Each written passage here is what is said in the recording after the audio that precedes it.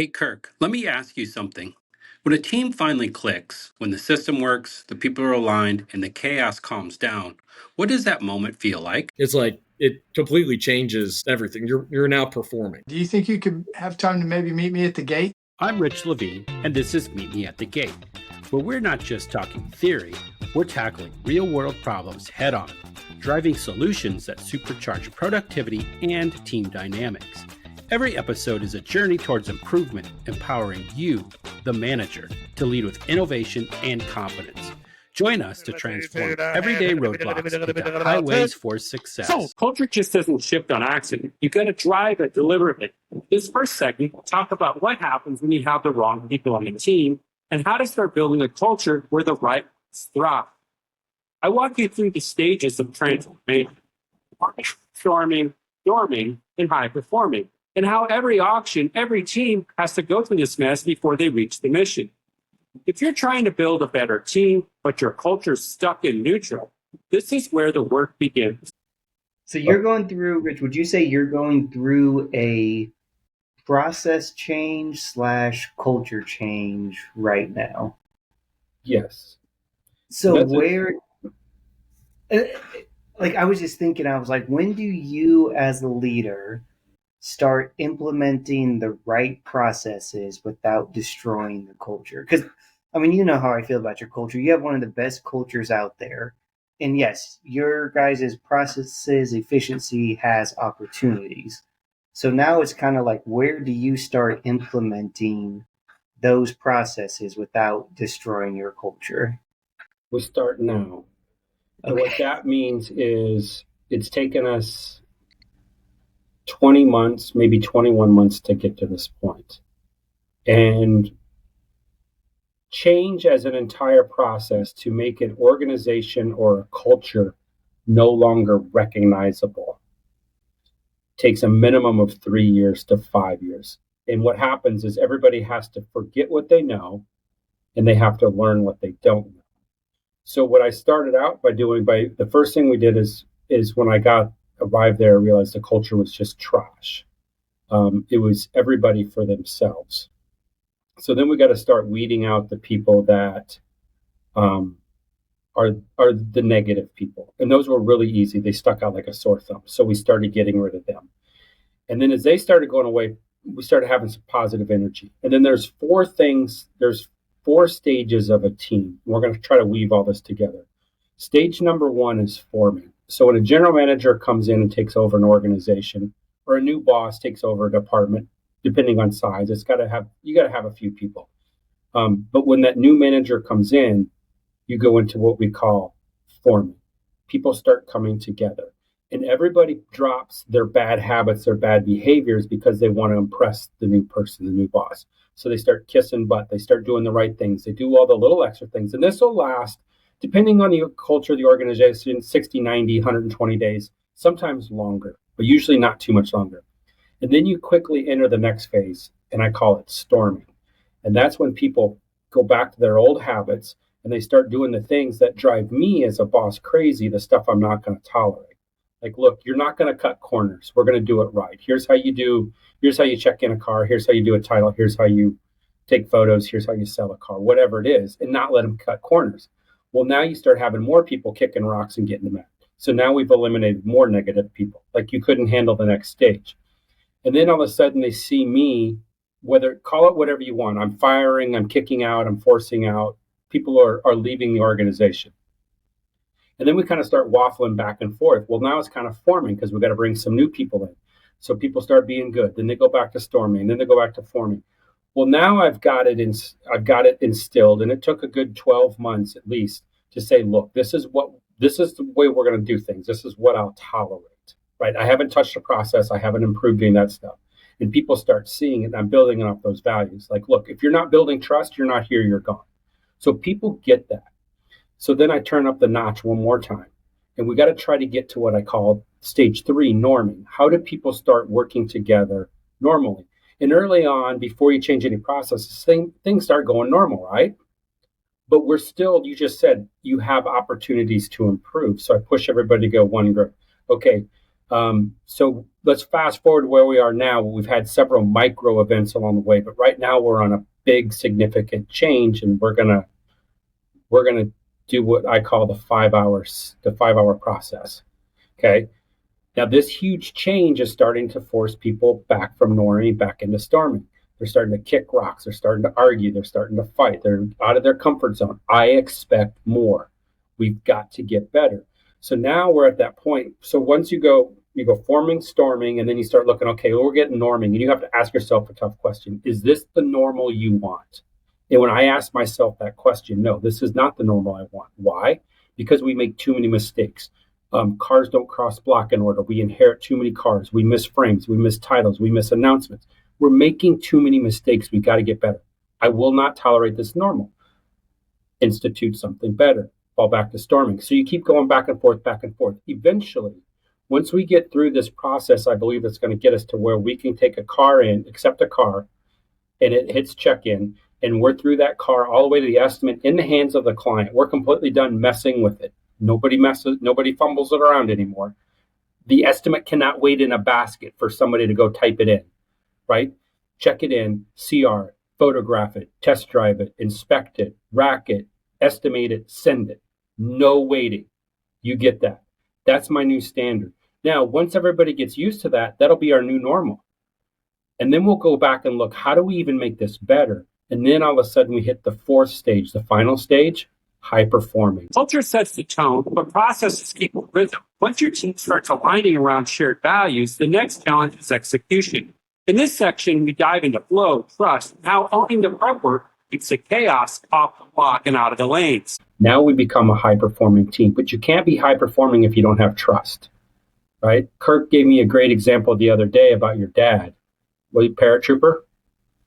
My grandfather. Your grandfather, his grandfather. I shared that with my ops guy today. Tell him. I mean, it's mind blowing. Yeah, he was a paratrooper, and he said that when he tested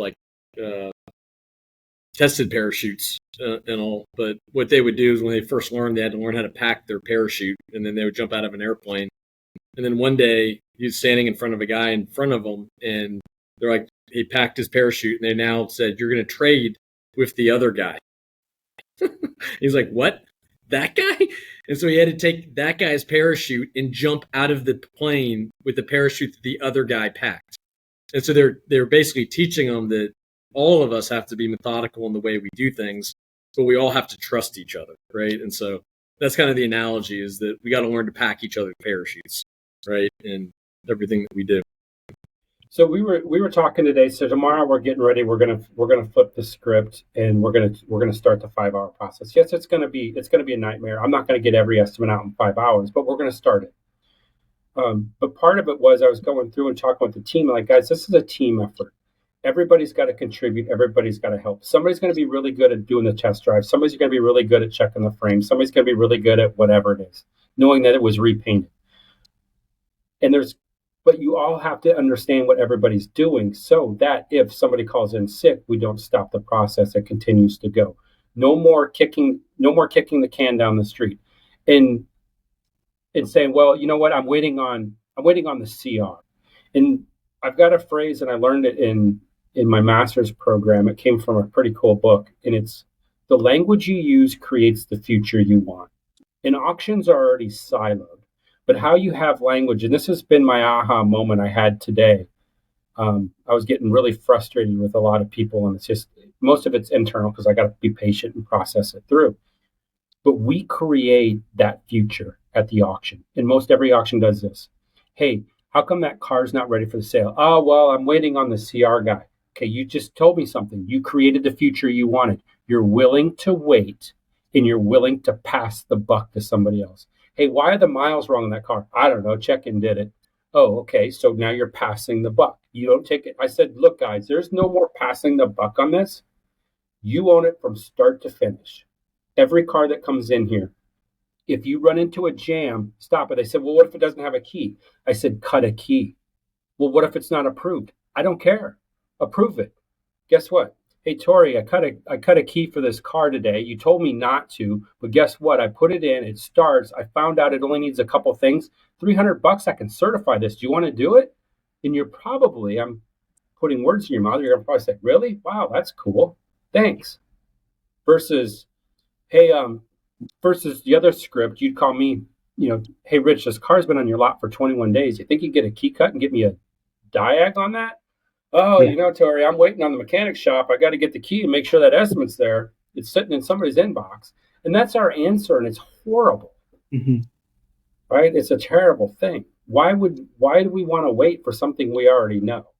And so what we're doing, process improvement, Kirk's the expert, but I stole a line out of Stephen Covey's book, Begin with the End in Mind. We want to become the world's most trusted auto auction. In order to do that, what do we have to do? It goes back to what I said earlier. We keep making errors. We keep having arbitrations. That surprise car that showed up on me that pissed me off. Guess what? I won't get pissed off if we have an inspection so strong that when we look at it, okay, here's the car. Will this car pass PSI or arbitration? If the answer is yes, we're golden. We already got it down. If the answer is no, why is it going to fail? Well, it's got a bad engine. Is it fixable? No. Okay, we need to announce it red light as is, bad engine. Okay, let's answer all those questions. Let's go through and fill this out now, not wait until, I got to get my best tech over here. He's out eating donuts right now on lot number 4. Kind of the analogy it sounded like is like in a manufacturing line, you're manufacturing a product, and like in the old days, they would have somebody that there was like a cord, and they could pull the cord, and it was called an andon cord, and it would stop the manufacturing line because there's a defect that they found, and then they needed to fix it, and then root cause were the issue, so you didn't have more issues going through the line, right? So when you think about basically like an auto auction, we're remanufacturing vehicles to get it back to a certain quality, to get it on the block, get it sold for the highest value or whatnot, right? And so kind of like what you're developing, Rich, is sort of like a manufacturing line with a bunch of andon cords. And you want to empower the people that if they see something, say something and pull it. Let's make the fix. But then it's not just fixing that one product, because there's probably a source issue that's creating that problem that we've got to go back and work with the CR writer or the stock in or wherever the issue's happening to get to the root cause, train against it so that that problem doesn't happen as it moves through, right? And through the process, you have metrics to determine, are you getting better or worse? Is it just a one-off random thing that happens 1 out of 1,000,000 times, or is it a consistent pattern or problem, right? And once you build that into your remanufacturing line to build that builds the trust, right? I believe so. If we build better processes and create a better expectation, then we start building trust. And so what I'm doing internally is we're going through and we're going to redocument our core processes. And we're going to start with, who cares what it is? We're just going to start with the basics, and then we're going to improve as we go. Now, as I'm doing that with my team, we're calling this project Shift Happens, because we're shifting from bad to better. Eventually we'll become the best, I hope. That's the goal. But I'm also doing a parallel communication on the outside where I'm starting to send, this week there's going to be an email that goes out to every dealer. Hey, dealer, here's what we're working on internally. Here's the impact it's going to have on you, and here's the expectation we're setting. And what I'm trying to build, and I'm doing it carefully, crafting it, is, hey, Mr. Dealer, when you come in and you buy a car and we say it's green light, 7-day guarantee or whatever, that's exactly what you get. Don't call me on day 9 and want something special, because I'm going to tell you everything I know about it up front. And then we are fast forwarding it, and we're working on making our test track better for internal use only, not for external. And I said, we're not going to let customers drive on that. And they said, how are you going to do that? They're going to want to drive. I said, because when we come in, part of our original process is we're going to test drive every car. And you're going to write the notes down. Hard shift from 3rd gear to 4th gear at 35 miles an hour. And you're going to put that in the notes. And then we're going to send it off to the customer. And if the customer wants to announce it red light as is, that's fine. Great. That's their prerogative. They can do that. If they want to announce it green light, bad transmission, great. They can do that. But now I've covered it. Dealer walks up to me and says, hey, why are they announcing this red light? Why are they announcing bad transmission? Here's what I can tell you. We did a test drive. It's got a hard shift between 3rd and 4th. Even great teams break down in broken systems. Kirk shares how to spot bottlenecks fast, whether it's people, process, or policy, and how to rebuild it for speed and trust. If you've ever felt stuck in a silo, Listen close. Rich, you're feeling it. I got a question for Kirk since he works with so many auctions. And Kirk, I watched the last podcast with you and Rich, and like it was awesome talking about all the processes. So I was curious when you go to a new or to an auction and you're kind of walking through their process, their opportunities. How often do you find there's a disconnect from each department not realizing how their actions affect their actions down the road? Kind of like what you talked about, like, starting with check-in. If they check it in wrong, it's a snowball effect all the way until it sells. CR writers, mechanics. So do you find that a lot, that it's the miscommunication between departments can really solve a lot of that snowball effect? Yeah, I would say it's at every auction. That's like one of the primary things is that, I mean, what happens if there's like within an auction, it's like we were talking about this on one of the last podcast we did, but it's all about like variability. So different volume variability hits the auction. And then if the auction's not laid out correctly, or you don't have like a defined plan, then stuff goes in and it has to go somewhere on the lot, right? But then someone's got to handle wherever it goes on the lot. And that who's ever handling like check-in isn't really communicating with CR. And CR is not communicating with the account coordinator team. And so then what happens is because they're not really communicating, there's not a solid process, everything is handled through email, right? And then it's like you're batching it in all this like 5 emails down, and then I got to go get it, and I'm going out there. And so, I mean, that's where really the problem falls, is that we're not thinking about, we've legacy wise, like if us four was to go like rebuild our own auction house or our own auction, company or something like that, like I would say, let's completely throw out all the traditional departments and let's rebuild how we think of an auction based on the workflow of a car. But what the issue is, you've got all these legacy ways of thinking and legacy processes that creates the frictions that happen. And then there's just the legacy culture of a site where you have like, well, Betty doesn't talk to Fred and Fred doesn't talk to whatever, right? And so part of that's going in, you got to bust. That's a little bit of, I think, Rich, what you were talking about, is you've got to kind of get the people focused on a greater vision or a greater goal of what we can accomplish and thinking about the team. And then once you get them thinking about the team, and the success is getting the car across the block, sold for the highest dollar that we can possibly get, right? Or the best competitive environment, right? That we can create, right? Is what we're trying to generate. And once everybody understands this, it's bigger than stocking in or CR. Like all of our jobs are important, but they all play in the workflow. So that 100%, I mean, that's once you can work through that, but then you can design the right process, right? Like that's, we're talking about, I think on one of the last calls, was that like every site has an optimal way to flow their cars. So every car is going through a broken process or an optimal one. And a lot of times it gets worse and worse because of the teaming and the communication problems. And so that's kind of like, once you can design it right, where you can lock it in and this is the way it should flow, and then you break the silos of bad communication and things that don't need email, you just go to the car and solve the problem. Like what you were talking about, Rich. It's like it completely changes everything. You're now performing, right? In your analogy you were given earlier. So when you go to an auction, do you kind of have like a base? Because I mean, you said it, every auction is kind of run differently. Do you kind of have a base foundation of like, this is the foundation pieces, and then you can kind of plug and play what works best for that auction? Or do you go in with a blank sheet of paper and be like, tell me how you do it, let's work from scratch?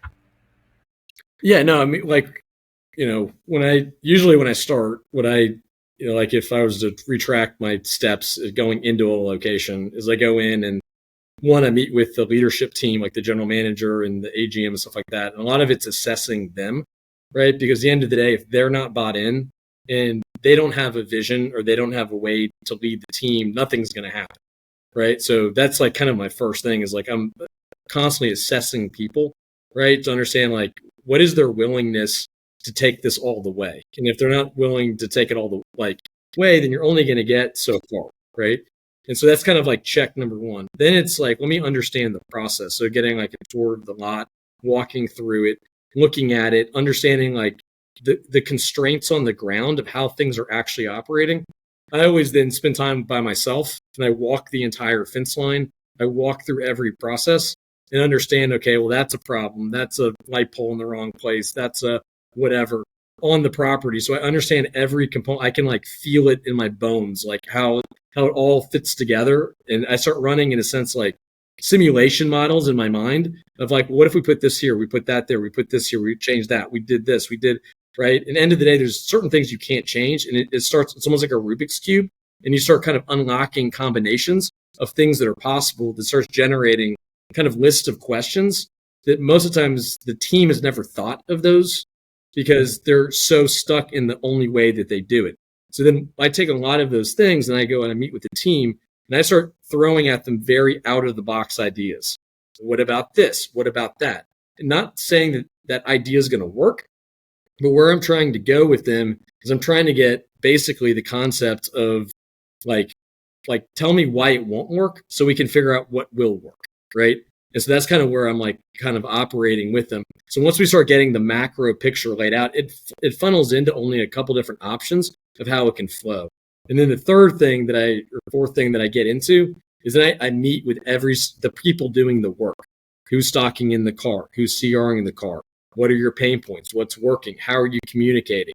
Right? And that's where everybody starts talking. And I literally go through, I spend a week and I'll go through the entire operations and a very clear picture will come about where there's people issues, where, is it a people problem driving a process issue, or is it a process issue that's siloing a person that's creating a people problem, right?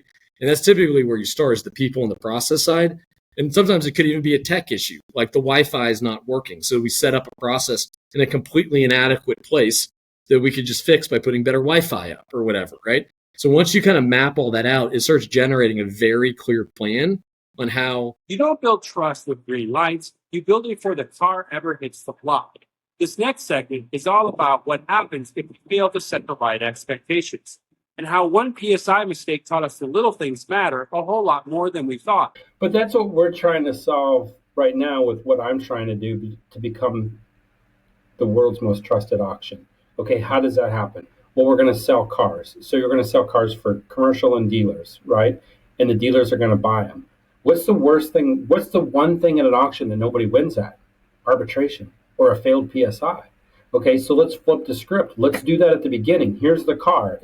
Go back to my question I said at the beginning. Is this car going to pass arbitration or PSI?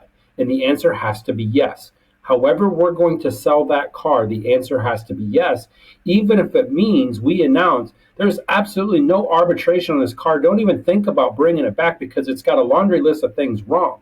But at least we're telling them the expectation. You're not going to arbitrate this. Don't even try. And now we've set an expectation so somebody that buys it knows what it is. And I'll give you an example where I think why we've got to get better and why you need to have strong processes. Yesterday, day 7, 4 o'clock in the afternoon, I answer a phone call from the transporter who hands me the phone with the dealer on the other end. Bought a 2015 F-150 with 186,322 miles. Green light, altered emissions, altered suspension, valve train noise, check engine light on were all the announcements. The only thing left on this car is the driveline. Guy says, hey, I put this in PSI and it passed. Yep. How did it pass? The only thing we could check was the driveline. He goes, well, it's got a bad engine, piston noise. I said, I'm sure it does. Which part of altered emissions, check engine light on, valve train noise, and no arbitration on all that stuff did you not get? But you inspected it for me, but you asked me to. Now, better process. And I looked at our guys, I said, guys, this was very avoidable. Number one, this thing should have never been green light. You should have put all those things out there. This is red light as is, and here's the laundry list. And let's say the customer calls, the seller calls and says, I want to run that green light. Now we've got our ducks in a row. We would love to. However, we've already looked at this. We had our mechanics look at it. Everybody's been through this. You realize that if this goes to arbitration or PSI, it's going to fail because the person that just told you that has all that stuff is where it's going to end back up. So I'm going to ask you one more question. Would you really want me to put this in green light and you lose trust with the buyer, or would you like me to sell this red light for you? And now, because we've got a better process, we can have better conversations. We can set up that expectation. Kind of sounds like I'm a dick, but what I'm doing is I'm setting up the expectations. So you're doing all this before it goes through the sale? Yes, sir. I mean, I That's know the that's plan. what you said. Heard you, Plan but I'm like, starting wait a minute. tomorrow. Yep. You're going to do all this before any, what about a dealer consignment car? Yep. Better get it there early. What if they check it in Wednesday at 11? As is. It's not going to happen. We're going to have to set up a process or say, look, you can bring your car in. Anything that gets checked in after on Wednesday's day of sale is going to go in the sale as an as-is car. It's going to all be on you, because here's all the reasons. Here's why we do this. We're inspecting the car. We're test driving the car. We're taking photos of the car, and we're putting it online to set you up for the best chance to sell this car. Your just-in-time inventory is going to bring you just-in-time money. And you want $8,000 for this car, and I looked it up, it's only worth $4,500 on MMR. Best case scenario, because I've got no pictures, no CR, no nothing, I might get you $3,000, and then you're going to call pissed off because I gave you an offer of $5,000 back of what you wanted for it. And number one, it's not an $8,000 car unless you're going to sell it off the curb to somebody off the street, and that's not the business we're in. But those are the conversations we've got to start having. We've got to set the expectations. That's great. That's interesting. That's cool. I like that. Then, so years ago, they had what was that? They would splat on there the pre-golden. Gold certified, platinum certified, silver certified. You and then I That's the same. There's Huh? Texas certified. You and I did a podcast on that last year, Ty, and it was one of our highest viewed podcasts. Remember, there was a guy that you might know that got involved in retail remarketing at one time, and then they took all the retail cars to the auction. And then somebody goes, hey, these are retail cars. They've been inspected. We should probably do 14 days on them. Yeah. Got it. I might know the guy that started that. It wasn't my idea, but I was the guy. I was one of the very first ones to ever sell a certified car at an auction. Okay, yeah. So, but to get pre-certified, you have to have the car there on this day before the sale, before 2:00, or it won't make it. Remember that? Well, yeah. Uh-huh. Okay. And all right. So that's a process, and it's good. Like starting with the end in mind, like you're talking about, which I think is a beautiful way to think about it, is like completely trusted, no arbitrations, whatever. But if you think about the three biggest arbitrations, it's engine noise, transmission, and rear differential, right? And then a lot of that stuff too is, I mean, that's as we're thinking about the process and whatnot. I mean, most locations, like the amount of transmission stuff at higher gears, it's difficult, even if you take the car out on the road, to even test those kind of things, right? And so that's one component. You know, it's like as building into the plane and thinking about it, you can't stop everything unless you have some sort of product or whatever that could, like a dyno or something of that nature, right? You could take a vehicle up, but I mean, even thinking through the engine noise, that's something, you know, and then also, you know, cold starting a car versus it warming up, things of that nature, like on heavy trucks, bigger trucks, things of that nature, right? Is what's interesting is like it's getting the process and the speed, but then thinking through what are the components and tracking what are you missing, and then how do you find those misses and build it into your process tighter and tighter. That's the dollars that are worth going after, right? To kind of build the perfect process. But that's something like, as you know, down the road to kind of consider. But so when you're building those processes, an example I shared with my team is we've got a beverage dispenser in the lobby, and we've got pink lemonade, regular lemonade, and raspberry iced tea in there. Okay, when you come into the auction as a customer, your end expectation at that beverage station is that you're going to put your glass up there and you're going to get a cold beverage that's going to taste good. Okay, there's your end game. They want a rewarding beverage that tastes good. How do we build that beverage? It's very simple. Okay, well, you put country time lemonade in there, then you do this. And then you do, okay, but it needs to be cold. How long does it take to chill it? So you back all the way to the beginning to know when you've got to start.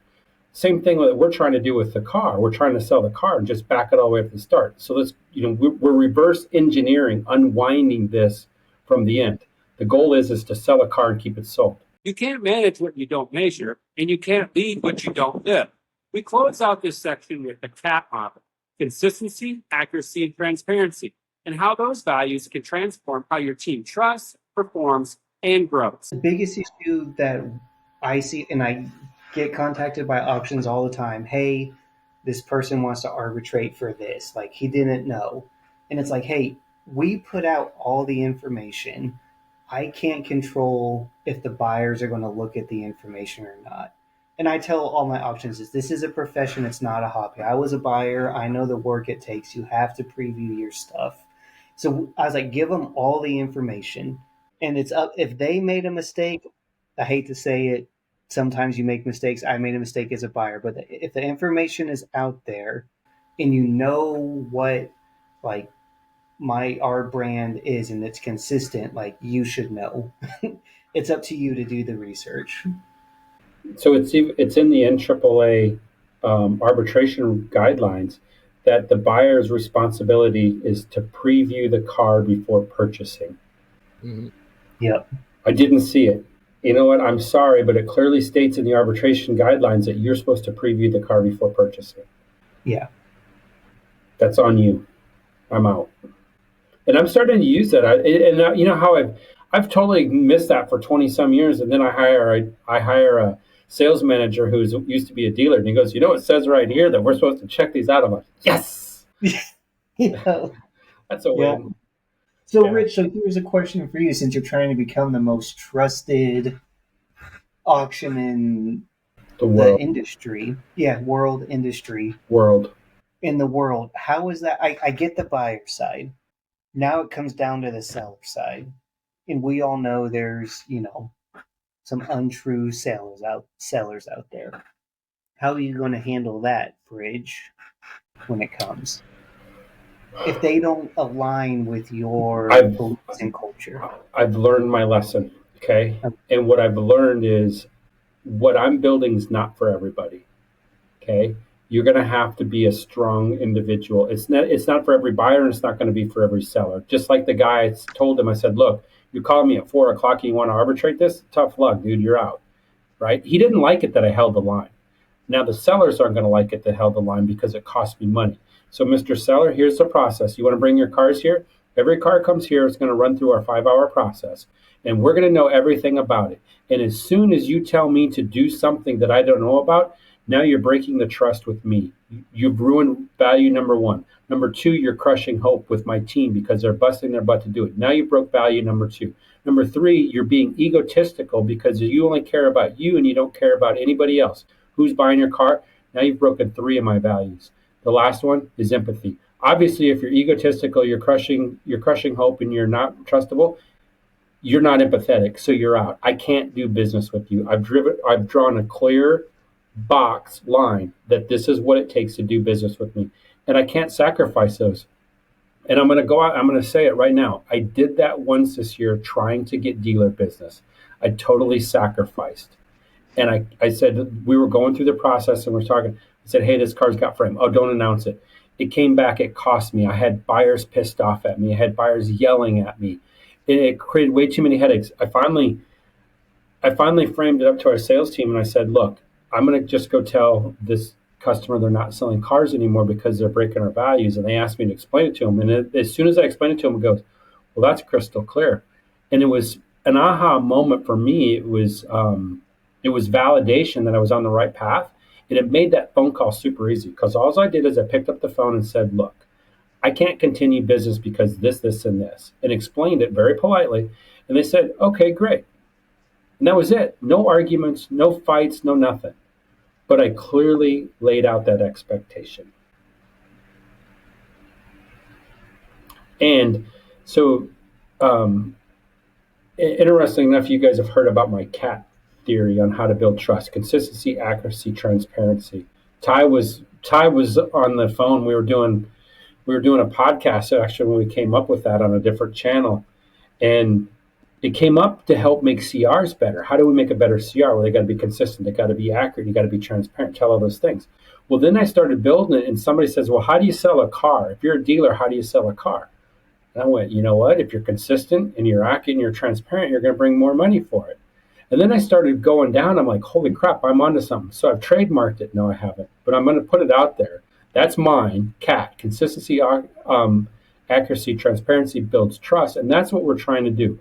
We're going to consistently have a process that produces the same result expectation every single time. Thank you for joining me on this episode of Meet Me at the Gate. I hope the conversations help to fuel your drive and equip you with insights to steer your team towards success. Remember, the road to success is always under construction. And until next time, keep your engines revving and your gas tanks full.